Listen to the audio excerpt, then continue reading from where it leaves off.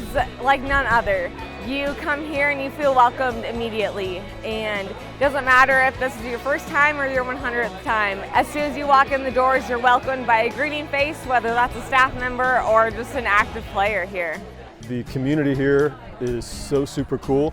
We could be at a park in the middle of nowhere and we'd all still be friends, we'd all still have fun. Most of my friends are from Elite, and so it's the community that makes it. Well, developing friends in the sport of tennis is super, super easy. Elite has a great community. We have tin cap, we have leagues, we have drills all day long, and huge opportunities to meet people and make friends, and lots of after-hour events. So it's pretty easy. People are super friendly, it's so fun, everybody's energetic and has a ton of fun here. The community has a lot of energy, everybody's very supportive, they want you to grow in tennis, and just the friendships I've developed here are amazing. I love tennis, obviously. We have the most beautiful tennis club in all of Kansas and Missouri. I absolutely love the people here. The staff and the pros are unlike anywhere else, and then the people obviously are what make Elite so wonderful.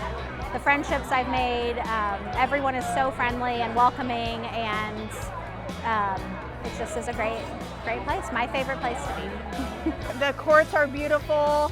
I love the places to enjoy and relax and maybe watch others playing tennis and have a drink or two socially, get to know other people. It's an awesome environment. I love the new colors.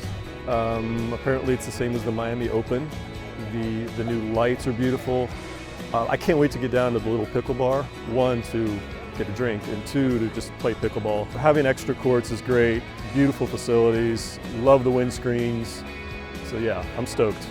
I think that most people think in order to get a facility this amazing, you would have to go travel abroad and go to the coast, and it's not so. If you want a beautiful place to play tennis, it's here, and it's in Johnson County.